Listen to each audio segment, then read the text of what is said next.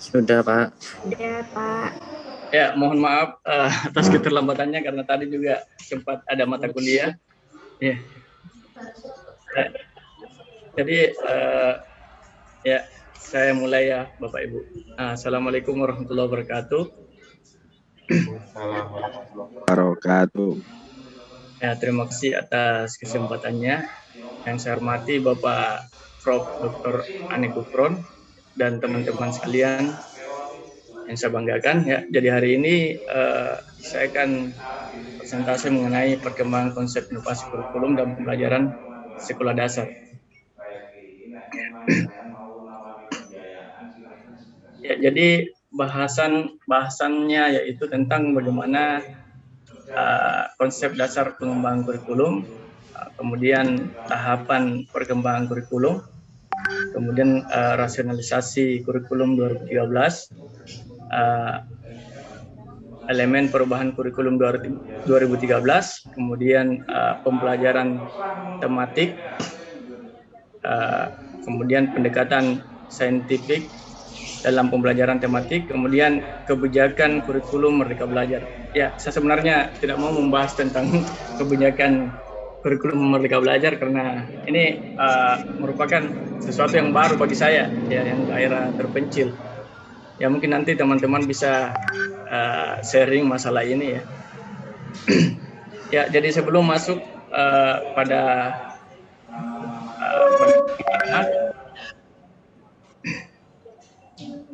pembahasan, maka saya dulu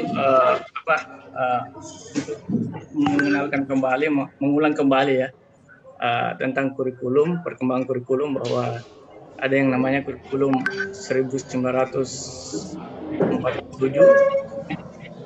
kemudian ada kurikulum 1964, jadi kemudian ada kurikulum 1968, yaitu kurikulum sekolah dasar, kemudian 1975 yaitu kurikulum sekolah dasar, kemudian 1984 kurikulum 1984 namanya ya. Jadi selanjutnya kurikulum 94, kemudian kurikulum 2004 rintisan kurikulum berbasis kompetensi atau KBK, kemudian selanjutnya kurikulum tingkat satuan pendidikan atau KTSP, dan ya kurikulum 2013. Jadi di sini konsep mengenai konsep kurikulum ya, konsep dasar pengembangan kurikulum di mana pendidikan bertujuan untuk mempersiapkan generasi penerus dan pengemban di masa yang akan datang untuk siap menghadapi tantangan-tantangan di masa depan. Nah, tantangan kehidupan di masa datang itu menuntut peserta didik bersaing secara global. Sekolah sebagai salah satu tempat peserta didik untuk menempuh pendidikan berkewajiban mempersiapkan bekal peserta didik menghadapi tantangan-tantangan di masa depan. Nah, perkembangan ilmu pengetahuan dan teknologi itu memberikan cukup banyak dampak ya, yaitu dampak positif dan dampak negatif pada masyarakat. Nah, dampak positif perkembangan iptek itu salah satunya adalah adanya lapangan pekerjaan. Nah, dampak negatif salah satunya adalah adanya pergeseran etika dan norma masyarakat. Berdasarkan hal tersebut, diketahui bahwa perkembangan iptek menimbulkan permasalahan dan tantangan kehidupan yang semakin lama akan semakin kompleks. Jadi kurikulum di sini dapat menjadi pengembang kebutuhan peserta didik saat ini di masa yang akan datang, karena kurikulum itu merupakan suatu perencanaan yang menyeluruh terkait pelaksanaan pendidikan. Kemudian pengembangan kurikulum itu yang dirancang untuk menyiapkan bekal peserta didik menghadapi tuntutan saat ini dan akan datang. Jadi menunjukkan bahwa kurikulum bersifat tidak kaku dan statik. Jadi kurikulum itu fleksibel, makanya ada yang dibilang perubahan ya. Fleksibelnya kurikulum dapat disesuaikan pada keadaan, tuntutan, dan nilai-nilai yang berkembang saat ini serta masa mendatang. Nah, perkembangan kurikulum harus dikembangkan sebaik-baiknya dengan memperhatikan berbagai aspek. Nah, ya, jadi yang pertama, tahapan perkembangan kurikulum. Yang pertama itu tentang bagaimana tahap studi kelayakan kebutuhan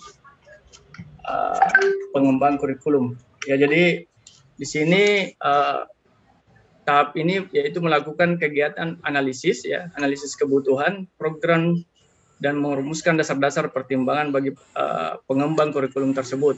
Untuk itu, si pengembang perlu melakukan studi, dokumentasi, dan studi lapangan.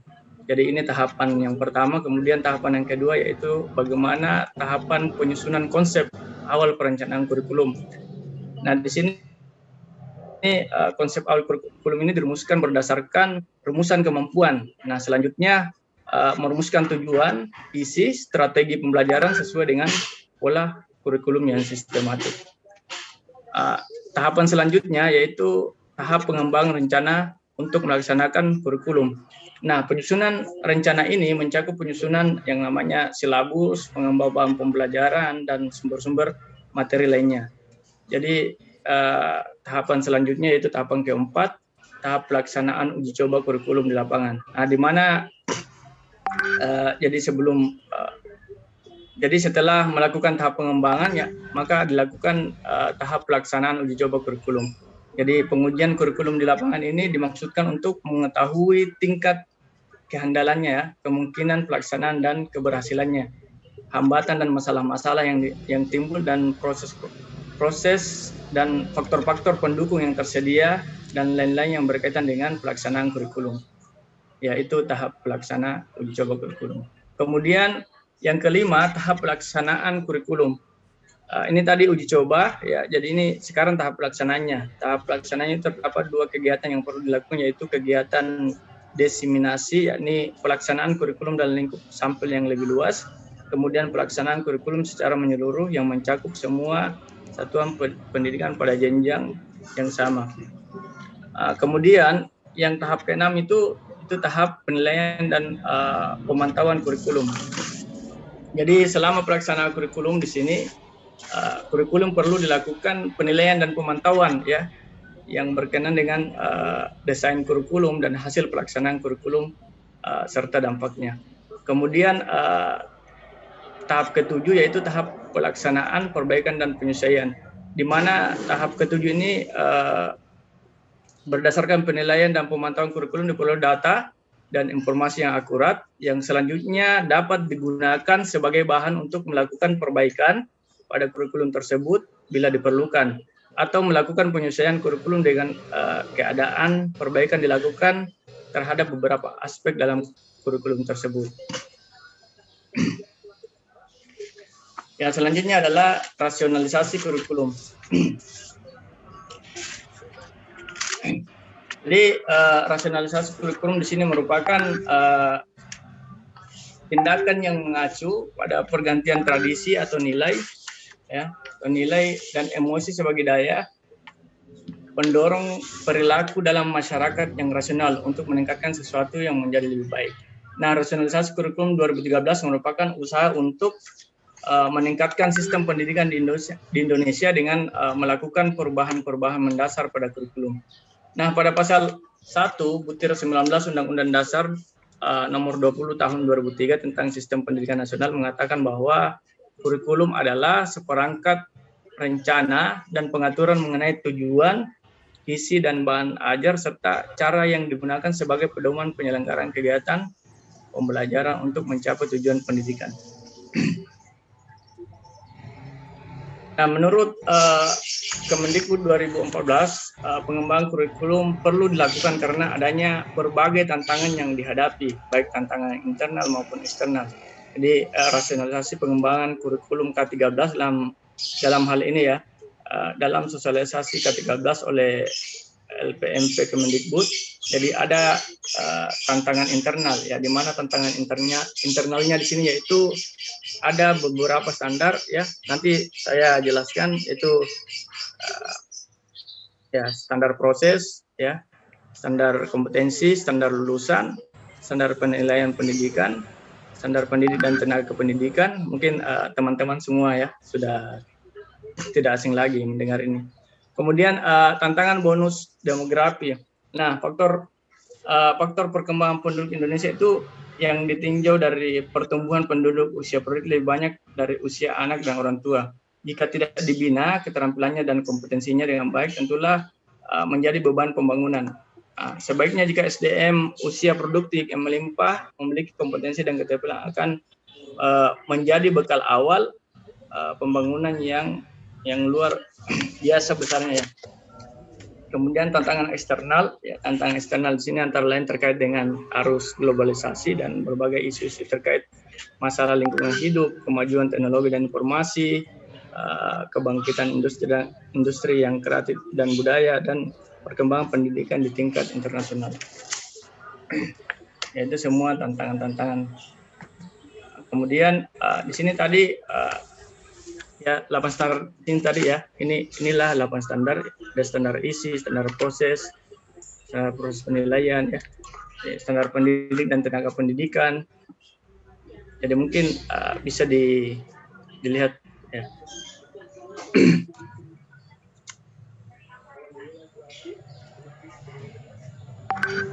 Kemudian masuk kepada elemen perubahan kurikulum, di mana ada 4 elemen perubahan kurikulum yang mendasar, yaitu ya tentang standar kompetensi lulusan, di mana di sini SKL ini ada dimensinya, ada 3 dimensi, yaitu dimensi sikap, dimensi pengetahuan, dan dimensi keterampilan ya.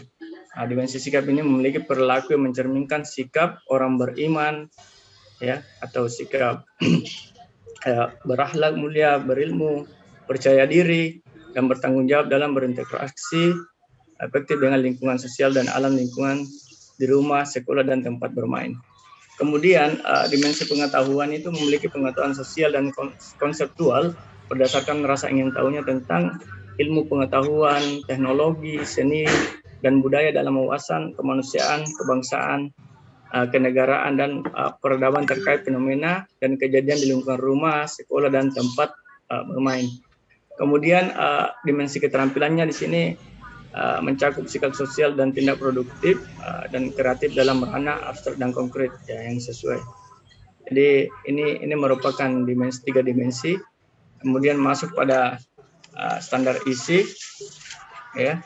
Standar isi di sini menurut Permendikbud nomor 64 tahun 2013, standar isi adalah kriteria mengenai ruang lingkup materi dan tingkat kompetensi untuk mencapai kompetensi lulusan pada jenjang dan jenis pendidikan tertentu. Kemudian masuk pada standar proses. Jadi untuk elemen standar proses itu bahwa semua siswa harus memiliki kemampuan untuk mengamati, menanya, mengolah, menyajikan, menyimpulkan, bahkan sampai mencipta. Ya, jadi seperti itu. Kemudian di standar penilaian, untuk elemen standar penilaian itu jika biasanya dinilai diambil dari sebuah tes atau ujian, maka diubah menjadi penilaian yang otentik ya, atau mengukur semua kompetensi mulai dari sikap, keterampilan, dan pengetahuan berdasarkan proses hasil kerja siswa. Jadi mungkin itu. Kemudian saya masuk pada pembelajaran tematik pada kurikulum 2013. Jadi di sini saya langsung pada masuk tujuan pembelajaran tematik, di mana pada Badan Sumber Daya Manusia Pendidikan dan Kebudayaan dan Penjaminan Mutu Pendidikan itu ada 8 ya, ada 8 tujuan. Jadi yang pertama itu mudah memusatkan perhatian pada satu tema atau topik tertentu, kemudian mempelajari pengetahuan dan mengembangkan berbagai potensi mata pelajaran dalam tema yang sama. Kemudian memiliki pemahaman terhadap materi pelajaran lebih mendalam dan berkesan, kemudian mengembangkan kompetensi berbahasa lebih baik dan mengaitkan berbagai mata pelajaran lain dengan pengalaman pribadi peserta didik. Dilanjut, lebih bergairah belajar karena mereka dapat berkomunikasi dalam situasi nyata, lebih bercerita, bertanya, menulis sekaligus mempelajari pelajaran yang lain.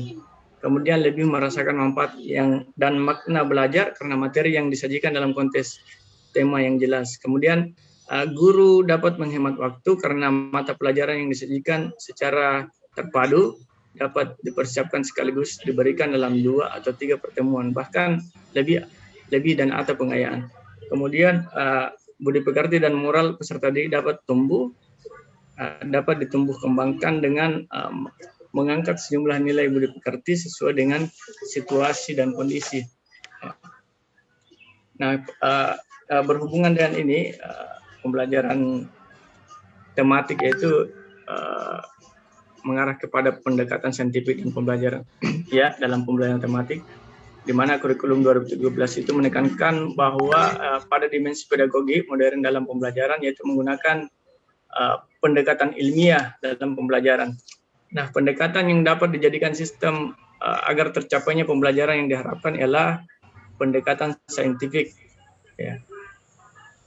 Pendekatan saintifik berisikan proses pembelajaran yang didesain agar siswa mengalami belajar secara aktif melalui suatu tahapan-tahapan. Pendekatan saintifik berperan penting agar tercapainya materi yang diajarkan guru pada mata pelajaran tematik di SD. Jadi pendekatan saintifik di sini ada mengamati, menanya, mencoba, mengasosiasi, mengkomunikasikan. Kemudian pendekatan saintifik dalam pembelajaran tematik yaitu indikator keberhasilan pembelajaran saintifik, yaitu meningkatnya kemampuan intelektual peserta didik, khususnya kemampuan berpikir tingkat tinggi, kemudian terbentuknya kemampuan peserta didik dalam menyelesaikan suatu masalah secara sistematis. Yang ketiga, terciptanya kondisi pembelajaran di mana peserta didik merasa belajar itu merupakan sebuah kebutuhan, kemudian diperolehnya hasil belajar yang tinggi. Kemudian yang kelima, peserta didik berlatih dalam mengkomunikasikan ide-ide, khusus dalam menuliskan artikel, ya, dan terbentuknya karakter positif dalam diri peserta didik. Peran kurikulum di sini, di mana kurikulum itu merupakan sistem nilai, yaitu ada nilai kompetensi sikap, keterampilan, dan pengetahuan. Ya, mohon maaf, masuk. Ya, jadi yang membentuk watak perilaku individu, ya, baik itu watak individu maupun perilaku kolektif. Selanjutnya, kebijakan kurikulum Merdeka Belajar. Nah, ini saya mau bahas dan mencoba untuk sharing dengan teman-teman tentang kebijakan kurikulum Merdeka Belajar. Apakah sudah disahkan? Karena saya di sini di daerah tertinggal masih hanya mendengar dari luar, belum mengetahui bahwa apakah ini sudah disahkan atau bagaimana. Empat pokok ini saya dapat di artikel, ya. Di artikel ada 4 pokok kebijakan baru Kemendikbud, di mana ujian nasional akan digantikan oleh asesmen kompetensi minimum. Ya, mungkin ini sudah, ya. Asesmen ini menekankan kemampuan penalaran literasi dan numerik yang didasarkan pada praktik terbaik, ya, tes PISA. Jadi kemudian ujian sekolah berstandar nasional atau USBN, ya, akan diserahkan ke sekolah. Menurut Kemendikbud, sekolah diberikan keluasan dalam menentukan bentuk penilaian serta portofolio karya tulis atau bentuk penugasan lainnya. Kemudian penyederhanaan rencana pelaksanaan pembelajaran ini kemarin sudah ada, ya, kebijakan penyederhanaan, ya. Menurut Nadiem Makarim, RPP cukup dibuat dalam 1 halaman saja. Melalui penyederhanaan administrasi diharapkan waktu guru dalam pembuatan administrasi dapat dialihkan untuk kegiatan belajar dan peningkatan kompetensi. Kemudian dalam penerimaan peserta didik baru atau PPDB, sistem zonasi diperluas, tidak termasuk daerah 3T. Bagi peserta didik yang melalui jalur afirmasi dan prestasi diberikan kesempatan yang lebih banyak dari sistem PPDB. Pemerintah daerah diberikan kewenangan secara teknis untuk menentukan zonasi. Jadi mungkin demikian pemaparan hari ini. Ya, mungkin saya kembalikan kepada teman-teman. Hari ini kita bisa sharing-sharing tentang ini, karena saya juga masih perlu wawasan-wawasan tentang teori kurikulum. Ya, karena saya di sini di guru daerah tertinggal, ya, mungkin masih banyak yang saya tidak ketahui dari sini. Ya, demikian. Assalamualaikum warahmatullahi wabarakatuh. Waalaikumsalam warahmatullahi wabarakatuh. Ya, Pak Syarif.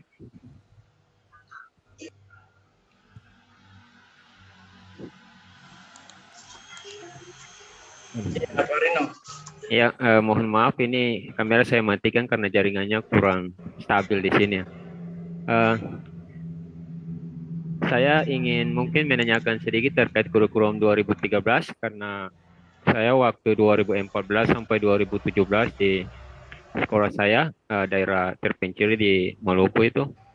Waktu itu kami belum menggunakan kurikulum 2013. Jadi yang ingin saya tanyakan mungkin Pak Syarif saat ini menggunakan kurikulum 2013. Jadi kalau misalnya kita mendengar keresahan dari guru-guru di lapangan, mungkin saya ingin lebih ke Pak Syarif saat menggunakan kurikulum 2013 saat ini atau kurikulum yang digunakan, kendalanya di mana dan bagaimana Pak Syarif dan mungkin teman-teman guru di sekolah Pak Syarif mengatasi kendala tersebut.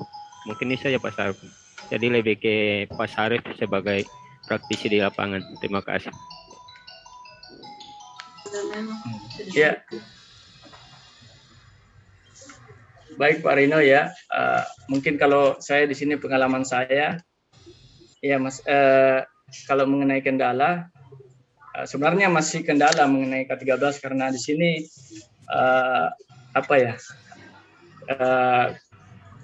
kualitas guru-guru ya.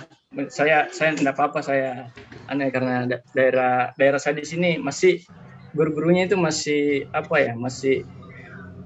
masih kurang paham tentang K13 ya. Maksudnya sebagian besar di daerah pelosok, tapi kalau di kota-kota ya sudah banyak yang paham. Cuma daerah pelosoknya ini yang mana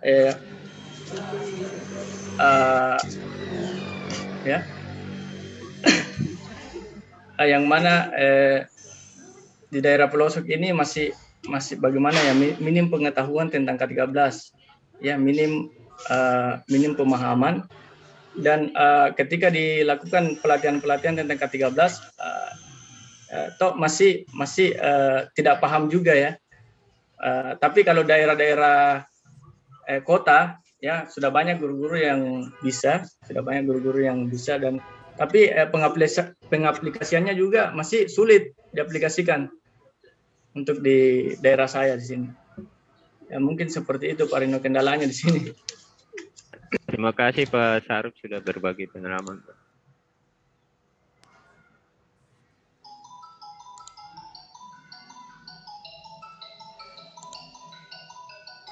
Lanjut Pak Rino, di sini juga kami di sini di daerah tertinggal masih sangat kurang ya, tentang buku-buku K13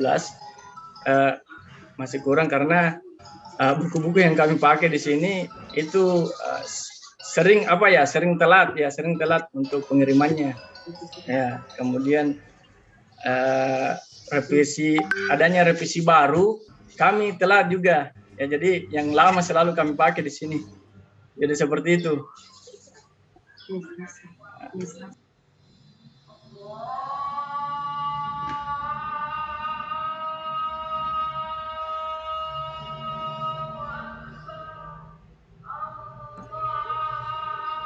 Ya, mungkin ada masukan yang lain dari Bapak Ibu.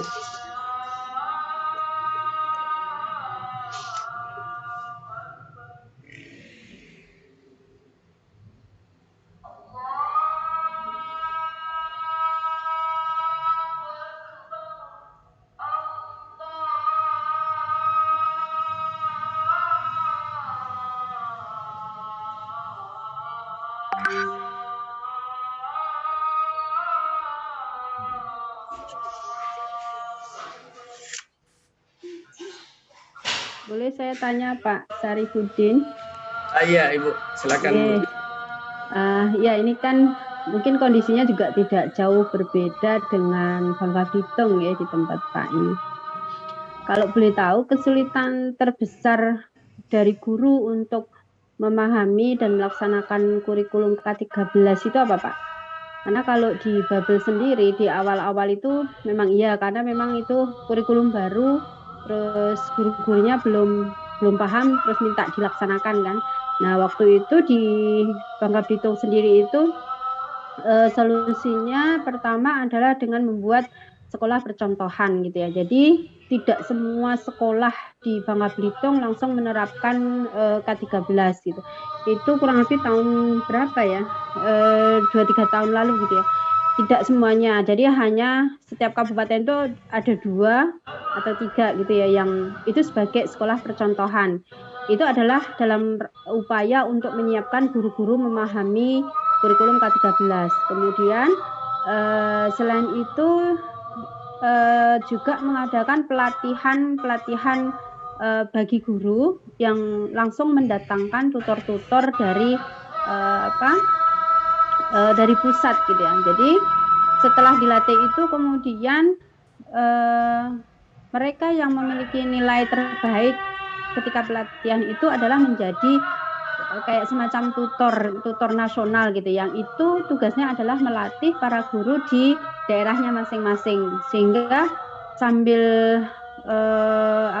melaksanakan sekolah percontohan tadi, guru-guru diberikan pelatihan, misalnya cara mengajar, kemudian materinya seperti apa, cara mengisi raportnya bagaimana gitu ya. Nah kemudian baru secara serentak, kalau nggak salah 2000 berapa ya, saya itu lupa tahunnya, itu baru secara serentak itu kurikulum itu dilaksanakan di seluruh Bangka Belitung. Kalau di Babel kondisinya seperti itu, jadi hambatan itu diatasi dengan cara seperti itu Pak, sehingga sekarang ini sudah semuanya menerapkan. Nah mungkin kalau di tempat Pak Sarif sendiri hambatan terbesarnya apa gitu, kemudian apakah tidak ada langkah-langkah dari misalnya dinas pendidikan gitu ya untuk mengatasi itu? Kalau sampai sekarang ini sudah mau ganti kurikulum ya, sudah mau ganti kurum, tapi masih yang K13 saja istilahnya belum tuntas mungkin gitu, seperti itu Pak. Mohon sharingnya Pak, matur nuwun. Ya, terima kasih Ibu. Ya, sebenarnya banyak sekali hambatan di sini ya tentang bagaimana itu proses pembelajaran yang guru masih belum banyak guru yang masih belum memahami tentang bagaimana itu saintifik, kemudian bagaimana matematikkan pembelajaran dalam dia itu kadang masih masih kayak berdiri sendiri-sendiri.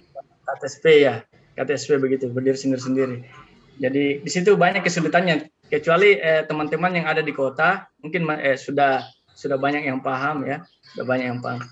Kemudian sistem penilaiannya itu kan ada tentang kesulitan yang membedakan KI 1, KI 2 ya, KI 3, itu masih banyak guru yang kesulitan membedakan itu. Kemudian mengenai administrasi kan, administrasi apalagi tentang penilaian kan banyak sekali itu, banyak yang kayak RPP dan sebagainya itu kan banyak guru yang yang ingin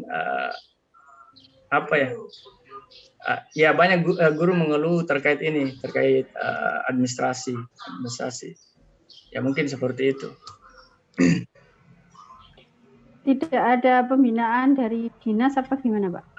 Kalau pembinaan sudah ada Ibu, cuman ketika sudah dibina ya kan, ketika sudah dibina kurang menerapkan langsung begitu. Kalau di wilayah-wilayah pelosok, tapi kalau di kota kadang sudah banyak yang menerapkan begitu. Ya, mungkin seperti itu. Pak Sarif, saya tambah sedikit dari tanggapan Ibu Sri. Ya silakan Pak Rino. Iya, Bu Sri, memang tadi yang disampaikan untuk dipilih di masing-masing kabupaten beberapa sekolah jadi sekolah contoh gitu ya. Di kabupaten saya 2014 itu memang ada salah satu sekolah menjadi contoh untuk penerapan K13. Namun memang kadang tujuannya kan pada sekolah yang dipilih untuk jadi contoh penerapan K13 setelah itu dia memberi contoh kepada guru-guru maupun sekolah lain. Namun yang terjadi di lapangan tidak seperti itu. Kadang sekolah yang dipilih untuk penerapan K13 setelah selesai langsung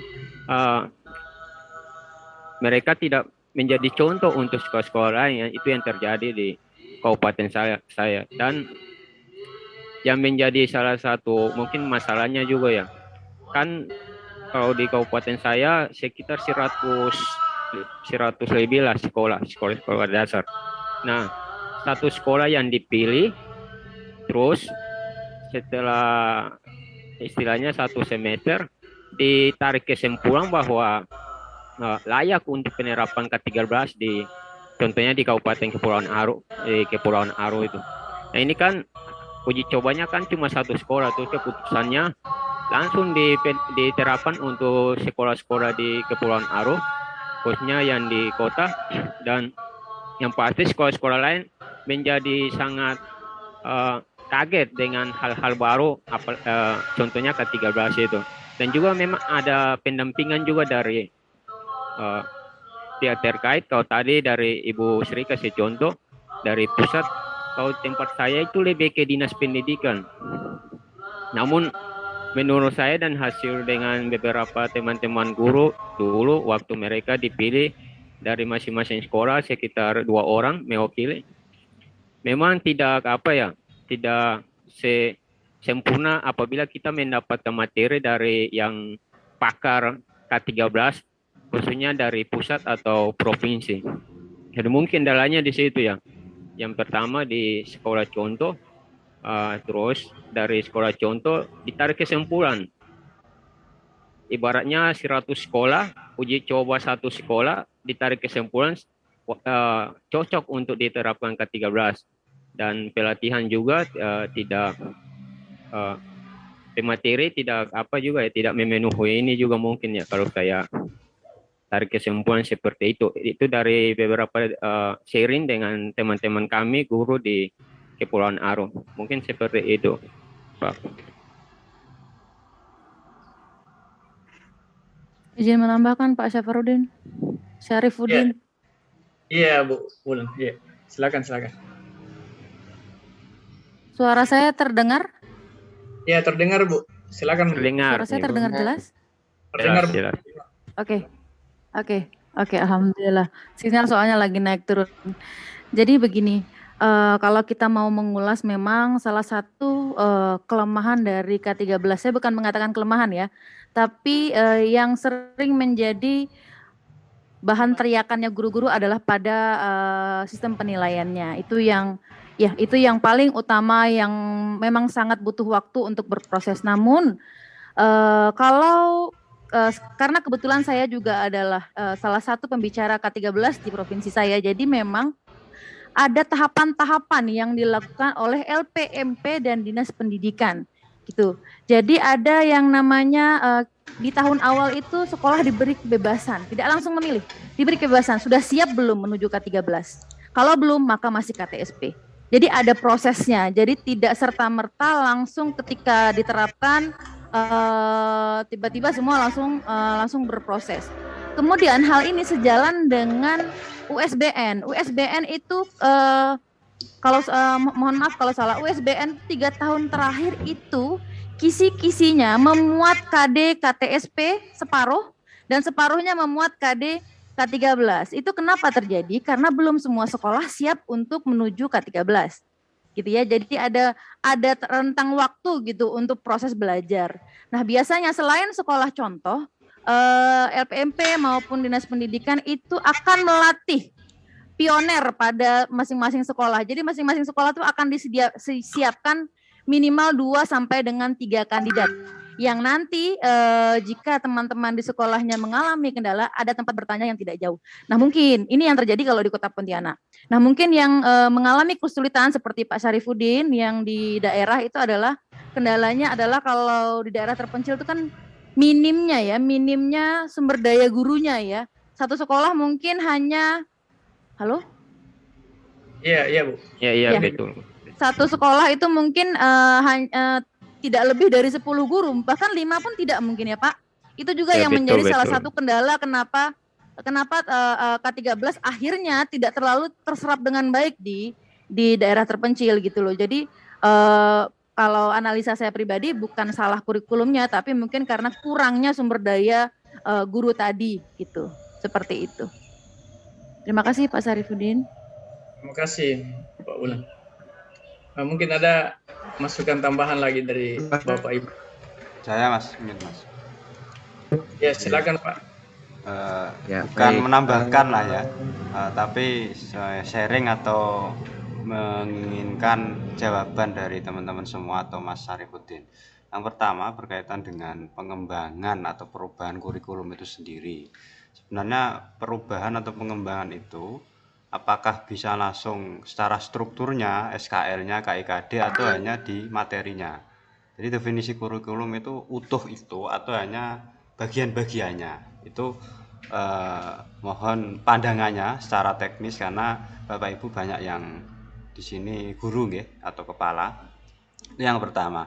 Kemudian yang kedua, nyambung dengan pertama tadi, kayak Merdeka Belajar misalnya, itu perubahan kurikulum atau pengembangan. Nah, mohon pandangannya. Kalau di perguruan tinggi itu kan masih KKNI SNDikti ya, cuman ada tebingan Merdeka Belajar Kampus Merdeka yang memang arahnya ke 4 hal, titik poinnya di situ. Jadi itu contoh saja. Tentu di sekolah dasar tentu berbeda. Kemudian yang ketiga, kalau misalnya kurikulum 2013 itu memang standar nasional dan hasil diskusi kemarin saya masih ingat memang menyesuaikan kearifan lokal dan dikembangkan oleh lembaga, kesiapannya, SDM-nya, cakupan materinya, gurunya dan sebagainya. Nah, tetapi realitasnya atau kondisi di lapangan, asesmen jaminan mutu dari pihak luar yang dilakukan lewat akreditasi ya, kalau di sekolah berarti BAN SM ya, sekolah madrasah, di perguruan tinggi BAN PT. Itu kan standarnya nasional dan sama. Nah, ini realitas di nyuwun sewu daerah 3T atau daerah luar yang memang cari sinyal saja susah gitu loh. Nah, ini apakah sama standarnya atau berbeda? Nah, ini kami memang membutuhkan informasi sehingga nanti akan menjadi hal menarik untuk minimal kajian, kalau bisa penelitian. Nah, standarnya saja sama gitu loh, tetapi penerapannya berbeda, SDM-nya juga berbeda, yang lain sudah K13, ini masih KTSP, tetapi akreditasinya itu bagaimana? Nah, itu mungkin kami pengen sharing ya, atau mendengar realitas di teman-teman di sana itu bagaimana, biar menambah wawasan seperti itu. Terima kasih Mas Syarifuddin. Terima kasih Pak.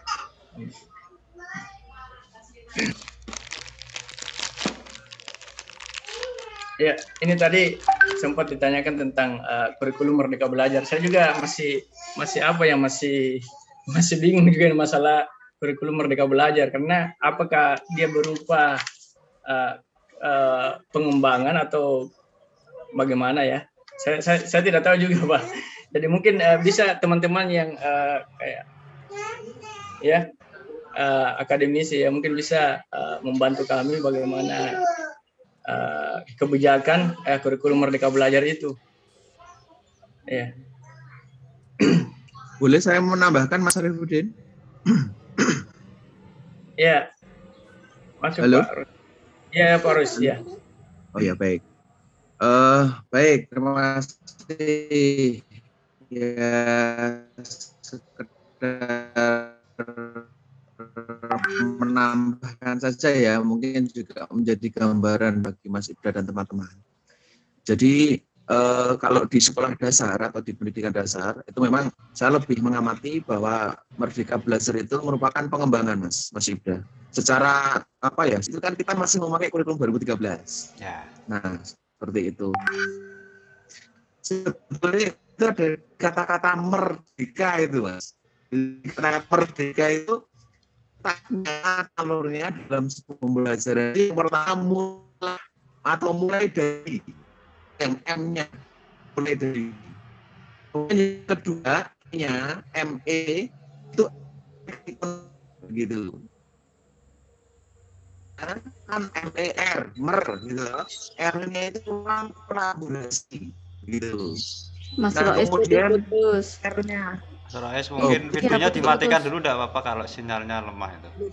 Mas. Putus-putus Mas Rois kayak nge-rap.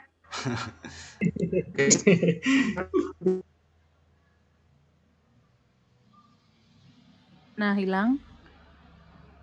Sinyal emang parah banget ya. Merdeka Parah, sinyal. parah, parah. Di sini juga parah Oke, sinyalnya. Belajar merdeka. Sebentar. Sudah tersambung atau masih terputus-putus sekarang ini? Lumayan ini, lumayan. Sudah lumayan. Oke, baik. Saya ulang ya. Saya ulang teman-teman boleh? Boleh Pak, boleh. Oke. Jadi begini, teman-teman dan Mas Ibda. Kalau saya memahami lebih pada pengembangan ya, artinya secara petunjuk teknis kurikulum pun kan masih kurikulum 2013 kalau untuk pendidikan dasar begitu ya. Nah, sebetulnya lebih pada alur ya, yang di kami kebetulan juga di 2013 nasional 2013, kemudian yang di Merdeka Belajar ini kami kebetulan juga ikut di guru penggerak di pengajar praktek. Nah, sebetulnya di yang Merdeka Belajar ini di tingkatan SD atau sekolah dasar itu memang ditekankan pada alur pembelajaran, termasuk juga dalam ini kan baru pada proses membentuk gurunya dulu begitu, membentuk dulu gurunya dan juga gurunya melakukan sebuah aksi nyata di kelas kan gitu. Alurnya itu dimulai dari diri, itu yang M pertama, kemudian yang kedua itu ME, eksplorasi konsep, kemudian yang ketiga itu R-nya double Mas Ibda ini, R, mer gitu, jadi bukan merdeka tapi merdeka gitu. Bisa didengar suara saya teman-teman? Ya, bisa Pak. Bisa Mas Rois. Bisa Mas, bisa. Jelas. Jadi yang ketiga itu R, ruang kolaborasi, gitu ya. Kemudian yang keempat itu R lagi, refleksi terbimbing. Kemudian yang kelima itu demonstrasi kontekstual untuk D-nya. Nah, kemudian yang keenam itu elaborasi dan pemahaman. Kemudian yang ketujuh koneksi antar materi, K-nya, merdeka, A-nya, yang terakhir itu aksi nyata. Nah, itu loh. Itu sebetulnya ya sudah kita lakukan sebetulnya dalam kehidupan sehari-hari, tapi kita kadang pemahaman kita tentang apa yang kita lakukan dalam setiap hari di pembelajaran itu belum terbentuk menjadi sebuah istilah begitu loh. Nah, ini ada istilah yang dimaksud alur dalam pembelajaran yang Merdeka Belajar itu seperti itu. Itu yang pertama. Yang kedua, berkaitan dengan yang kurikulum 2013, memang dulu pada awalnya itu kita di kalangan guru itu memang hal yang paling berat adalah di penilaian, begitu. Di penilaian. Dulu memang karena memang ada sebuah perubahan begitu, maka guru-guru mengeluhkan banyak di penilaian. Namun akhirnya sekarang ini sudah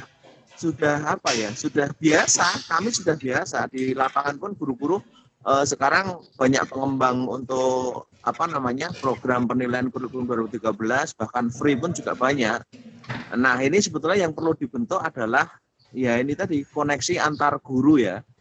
Jadi ketika memang guru ataupun tenaga pendidik itu sharing begitu, insya Allah untuk permasalahan-permasalahan juga bisa teratasi. Kami pun di sini di Jogja itu juga ada sebuah forum yang artinya di forum itu kita bisa saling berbagi. Misalkan dulu kita di kurikulum 2013 pertama ada kesulitan tentang penilaian, ada kesulitan tentang pengerjaan penilaian, itu akhirnya kesini sampai sekarang ini sudah mudah artinya mereka juga sudah non sewu, guru-guru yang sepuh pun juga mudah dalam melakukan penilaian dengan software ataupun aplikasi begitu. Ya memang untuk merubah sesuatu yang semula begitu-begitu saja memang harus ada perubahan yang seperti dipaksa gitu. Akhirnya kita juga terbiasa. Begitu Mas, mungkin sekedar membantu yang disampaikan oleh Mas Syarifuddin. Mudah-mudahan nanti ada teman-teman lain yang bisa sharing di forum ini. Mangatan matur nuwun Mas Syarifuddin, Terima Mas kasih. Ibda. Terima kasih banyak.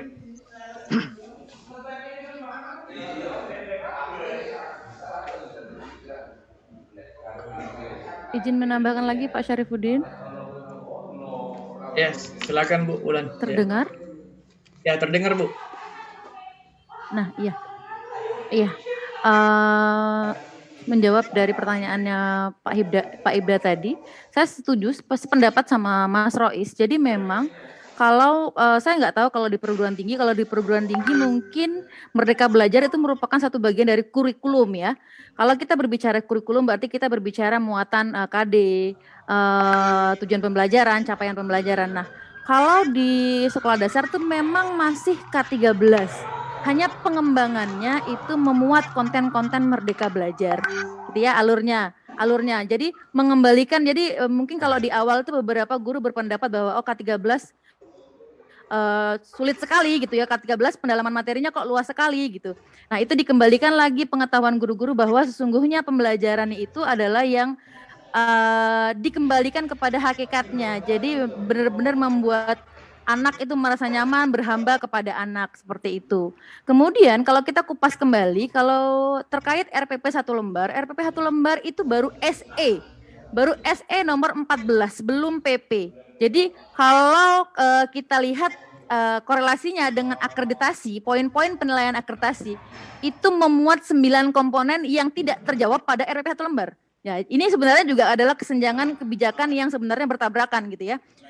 Sedangkan pada akreditasi itu memuat 9 komponen yang ada pada RPP sesuai dengan PP nomor 22 itu yang ada 13 item. Jadi kalau menurut saya kalau Merdeka Belajar itu dikatakan kurikulum untuk sekolah dasar itu tidak. Itu bisa dikatakan adalah seperti sebuah pengembangan kebijakan seperti itu. Terima kasih. Oke, berarti intinya kan hampir sama ya di perguruan tinggi. Setahu kami di sekolah Dikdasmen itu masih K13 dan tebengan ya, ataupun cakupannya ditambah Merdeka Belajar. Di perguruan tinggi masih mengacu KKN ISN Dikti, kemudian ada MBKM itu. Nah tentunya ini juga menjadi salah satu paradigma bagi kita bahwa ini masih pengembangan atau belum perubahan. Nah itu mungkin nanti Prof. Ani bisa menambahkan. Kemudian yang belum terjawab atau belum ada sharing tadi yang ini akreditasi di daerah 3T itu standarnya sama nasional atau bagaimana? Mungkin kami perlu sharing ya. Terima kasih.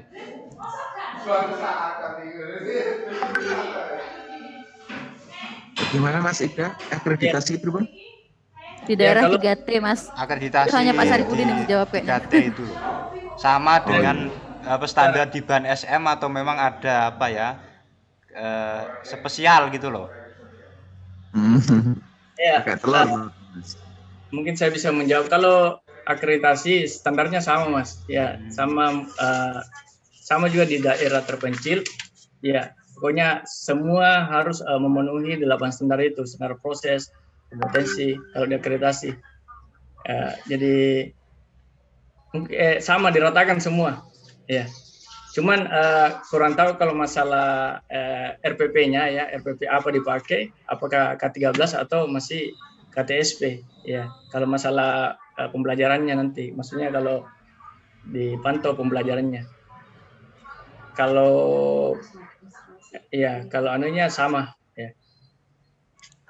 Ya, berarti kan kurikulum ini kan hanya bagian dari standar nasional pendidikan. Artinya kalau misalnya kurikulumnya itu memang penerapannya berbeda, yang satu masih K13, yang satu KTSP, yang satu sudah Merdeka Belajar, yang satu baru mau akan. Nah itu kan ketika akreditasi standar dari ban SM itu sama dengan penerapan yang berbeda, itu tidak berdampak. Hasilnya asesmennya tetap sama. Tetapi kan bagi kita yang memerhatikan kebijakan ini kan ada ketimpangan ya, artinya perlakuannya sama, standarnya sama, asesmennya instrumennya sama untuk menilai mutu ataupun layak jadi A, B atau sekarang baik sekali dan unggul itu, tetapi kondisi di daerah ya, SDM-nya, kurikulumnya, stakeholder, sarprasnya itu berbeda. Nah ini mungkin juga masukan ya ataupun PR kita semua untuk apa ya tetap menjaga mutu meskipun di daerah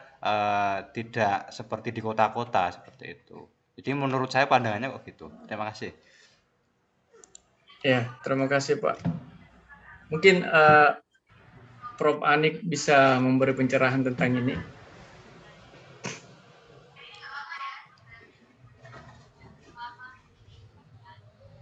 Oke, terima kasih. Saya mendengar mengikuti paparan Mas Syarifuddin dan juga pertanyaan-pertanyaan dari peserta ini luar biasa. Saya menangkap tadi beberapa hal kendala ini kurikulum 13, termasuk tadi ada yang menyoal tentang apa bedanya kebijakan MBKM dengan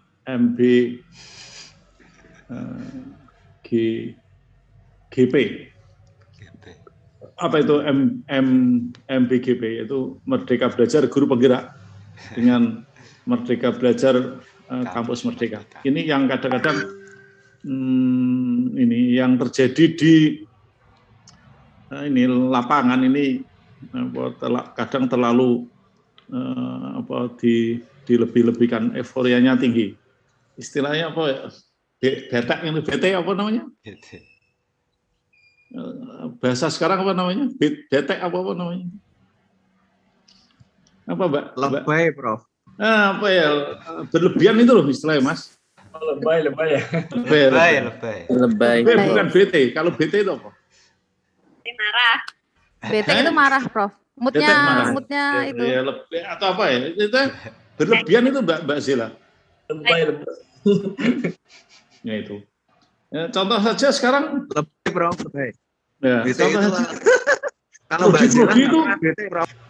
Nah, prodi-prodi itu kan sekarang nulisnya kurikulum itu kan kurikulum Merdeka Belajar.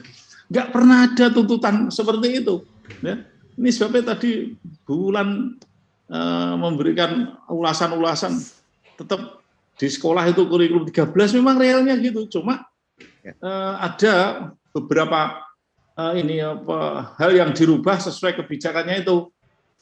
Mestinya kalau di perguruan tinggi di prodi itu ya kurikulum prodi dan terus ada ini orean atau apa istilahnya penambahan atau apa, contohnya kayak hak mengambil mata kuliah di prodi di luar prodi dalam PT maupun luar prodi di luar PT kan gitu. Tetap kurikulumnya sama, kurikulum PT itu, prodi itu, bukan kurikulum Merdeka Belajar atau ada lagi yang kurikulum kampus Merdeka. Ini gimana ini? Kenapa ini bisa terjadi? Karena yang mengambil kebijakan itu kadang tidak tegas. Ya, ini yang dimaksud. Ini sebabnya orang itu kadang lebih, saya katakan tadi, lebih apa istilah? Berlebihan ya?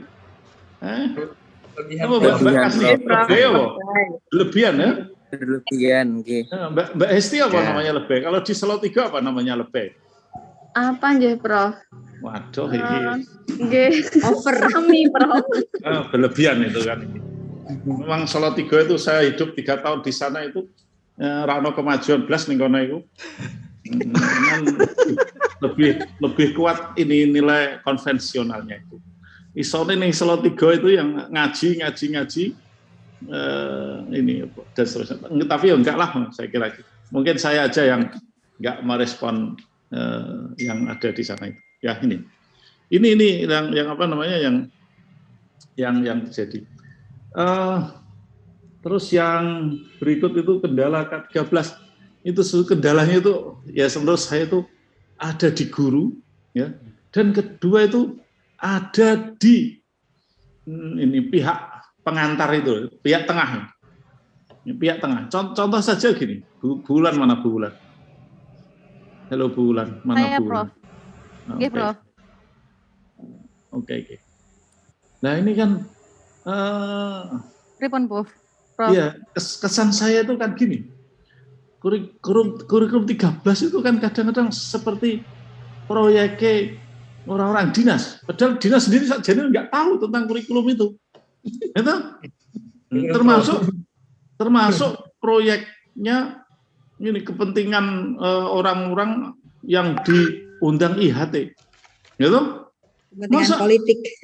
Iya, masa sebagai contoh segini. Ketika IHT kan mesti ada diskusi untuk merancang kurikulum yang ada di sekolah masing-masing setelah diberi pelatihan-pelatihan gitu. Lah nggak taunya itu kok saling diskusi atau saling dengan temannya yang beda prodi, gitu, yang beda prodi, yang beda sekolahnya, apa yang terjadi? Ya terus ketika nanti diimplementasikan di sekolah nggak ketemu, gitu, nggak ketemu. Nah kalau itu nggak ketemu, maka terus seolah nyalahkan kurikulumnya itu. Padahal sebetulnya kurikulum 2013 itu kan ada prinsip ini atau sifatnya itu diversifikasi. Diversifikasi itu apa bulan namanya? Mbak Zila apa wis diversifikasi? Kalau bisa wis tak kayak biji A sesuk wis. Apa Mbak Zila diversifikasi? Ya, kalau lama sudah selesai berarti Mbak Zila nggak bisa jawab. Apa kira-kira? Diversifikasi. Peluang. Apa bukannya?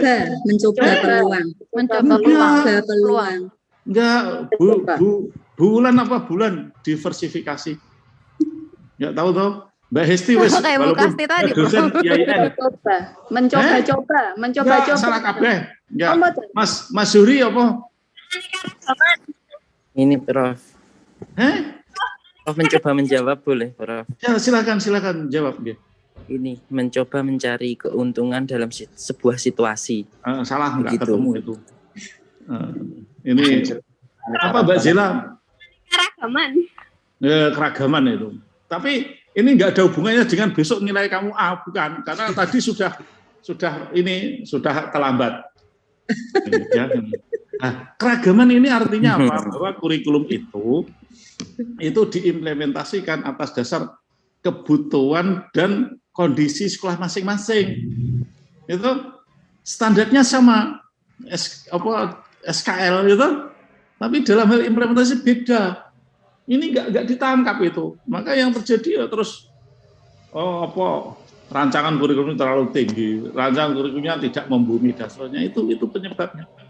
Gitu? Standar minimal, kurikulumnya standar minimal ya, Prof. Ya, itu tingkat nasional kan minimal. Terus nanti dikembangkan lagi. Sesuai dengan kondisi daerah sekolah atau keadaan sekolah. Urgensi ya. Iya itu, termasuk yang di perguruan tinggi sama itu kan ada namanya standar nasional SNDikti itu. Nah, ini yang diabaikan.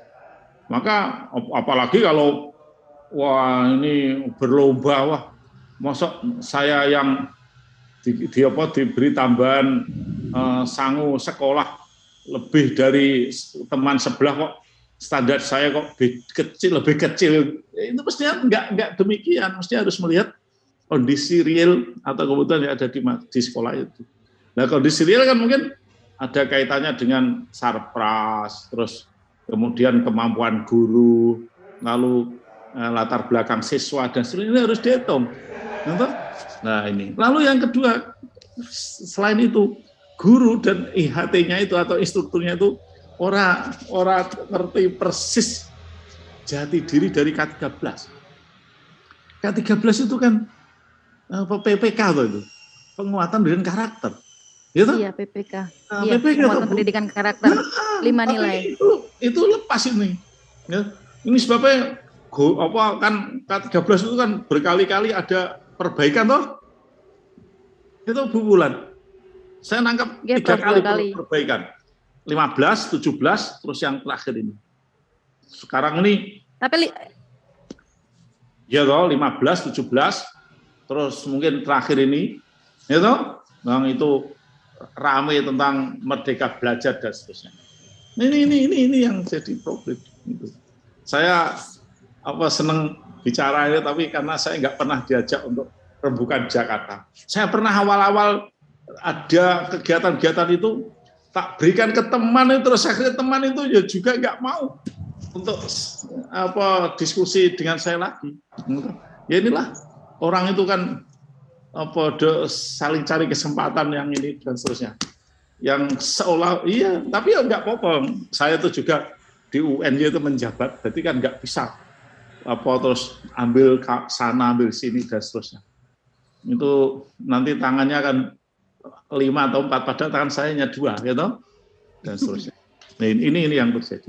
Maka ya ini yang demikian.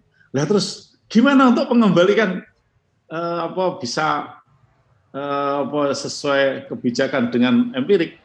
Nah ini yang harus hati-hati. Nah ini Pak Nadiem ini gebrakannya bagus, cuma beliau ini lebih senang berpartner dengan pihak swasta. Dengan ini kan ada tuh namanya kalau penelitian itu dia senang dengan lembaga yang semeru itu. Terus kalau yang lain ini dia senang dengan grupnya Najwa itu apa namanya? Atau mungkin ada ini guru apa namanya itu yang guru belajar. Guru Prof. Apa? Guru belajar, perkumpulan guru belajar itu yang guru berbagi. Ya monggo lah. Siapa ruang Oh iya, ruang guru. Iya, swasta. Ini apa ya? Hasil saya dengar dengan istri.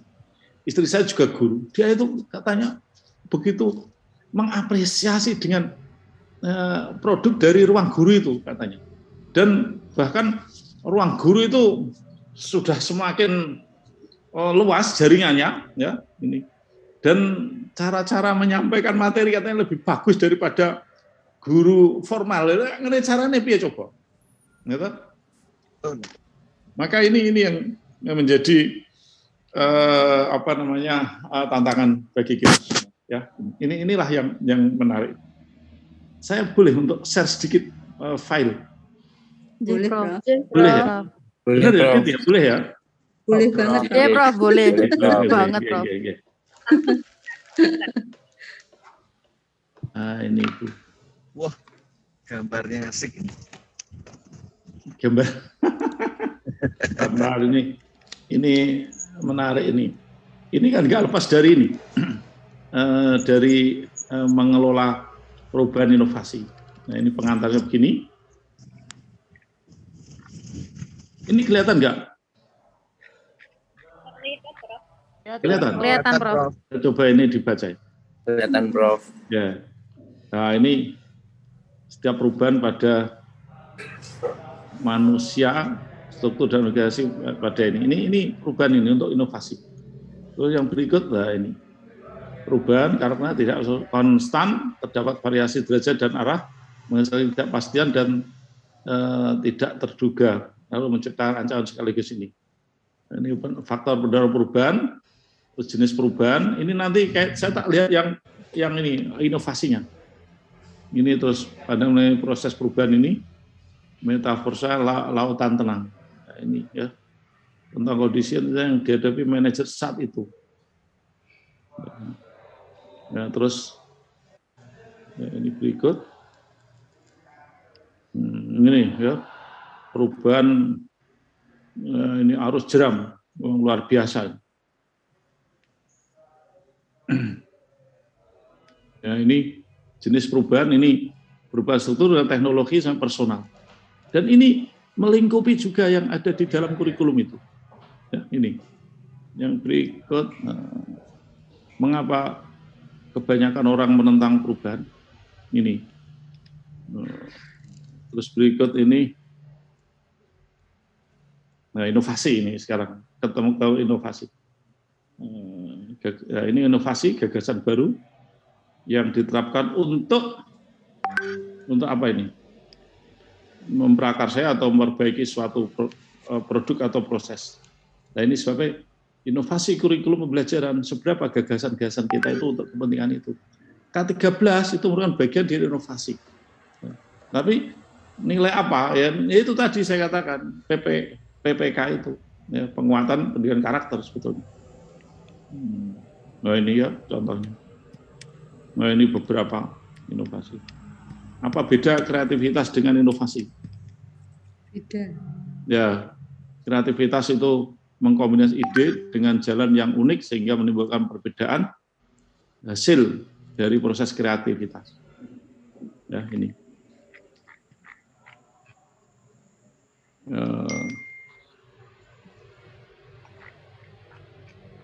Nah, ini mendorong terciptanya inovasi ini macam-macam ini Bu.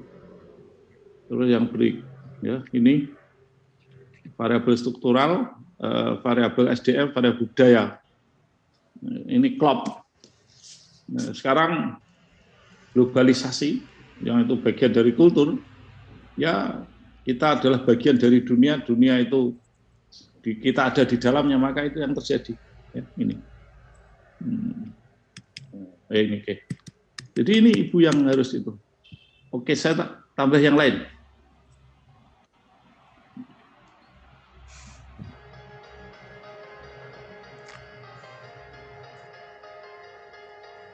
Nah ini Bu, tentang abad 21 itu. Ini kan bagian itulah. Sekarang kita mengalami transisi dari masyarakat offline menuju ke sini online. Nah, kita ada di sini. Ya, kita ada di sini. Nah, pertanyaannya setelah COVID ini ya, pas misalkan nanti selesai nggak ada pandemi itu ada luring, apakah ini nanti online itu terus tidak terjadi? Sangat memungkinkan, sehingga nanti terjadinya itu apa? Blended, gitu, hybrid, gitu. Blended learning. Iya. Nah ini bagaimana? Nah ini proses pembelajaran yang demikian ini, Bu Bapak. Bagaimana kurikulum yang ada itu terus dikemas dalam bentuk pembelajaran, terus hasilnya itu nanti akan ketemu ini tadi, ya, 4C, ya. C4 itu kreatif, kritis, terus apa? Komunikatif, kolaboratif. Ya. Critical thinking. Oh ini Bu, ini ke sana ini arahnya ke sana. Ya, ini kita ke sana. Ini arahnya ke sana. Bagaimana kita bisa membangun ini? Ya, ini. Aspek kemampuan kritik, ini kreatif inovatif, ya. Ini Bapak. Saya nggak tahu ini cucu saya itu bagian dari ini enggak. Di rumah itu walah ruang tamu nih ibu cucu penuh dengan ini, dan ibu itu memang sengaja itu nggak punya porsi yang bagus-bagus karena dia nyadari mesti akan ditempati ini sini lego kabeh. Ini kan mungkin nantang anak untuk mencipta ini, dan ini nggak bisa terus kreativitas itu turun dari langit, ya, ini mesti akan terjadi itu. Nah, ciri orang kreatif itu gini.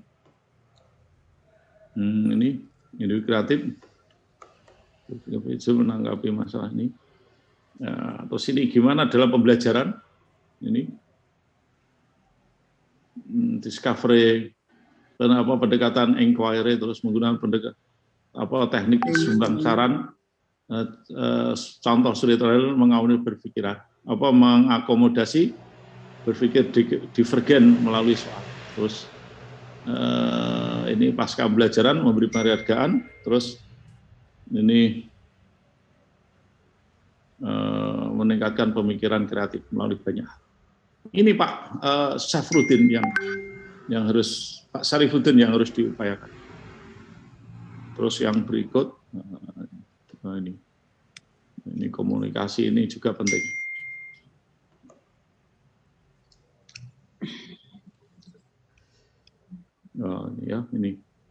beberapa contoh pembelajaran berbasis C4 ya, 4C.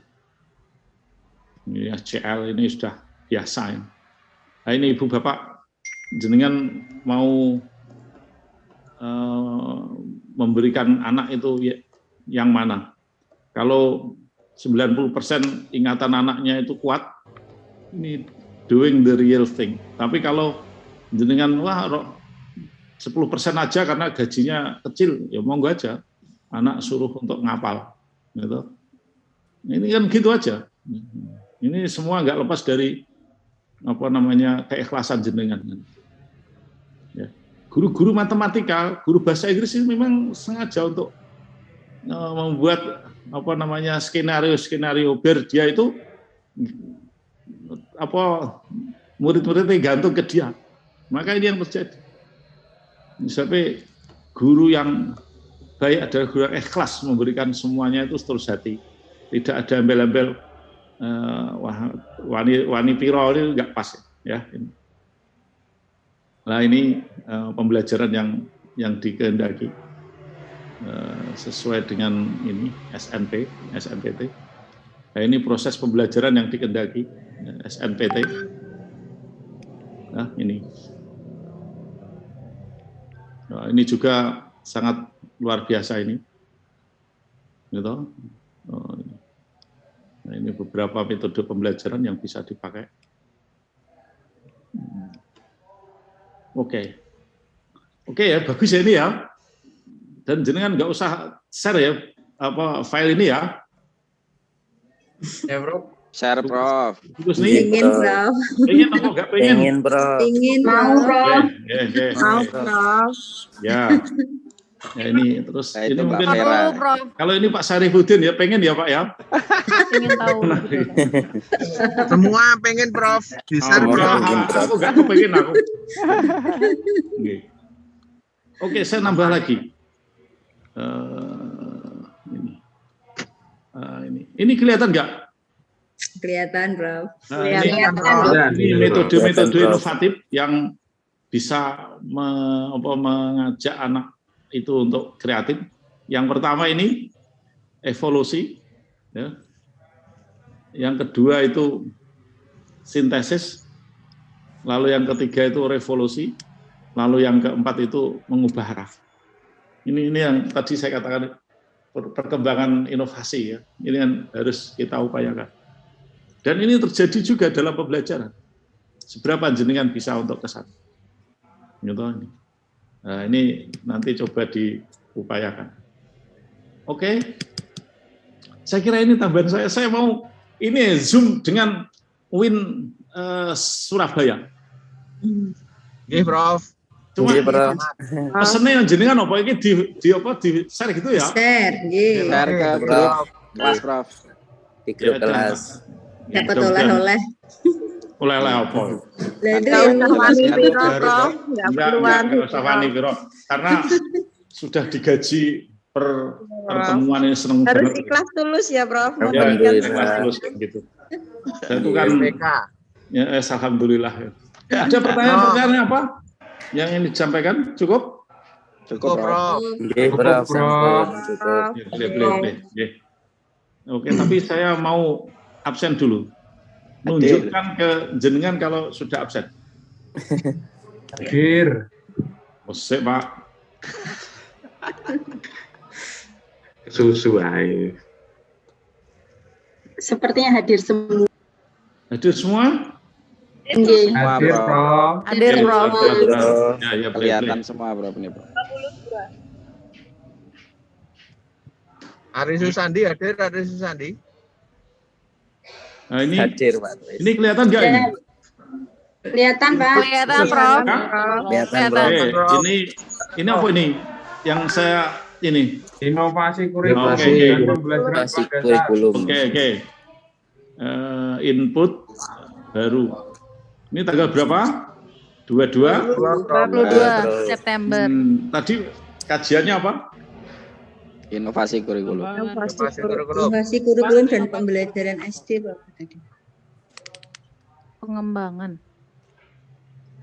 Pengembangan konsep inovasi kurikulum. pengembangan konsep inovasi kurikulum dan pembelajaran sekolah dasar. Ya. Kesehatan. Oke.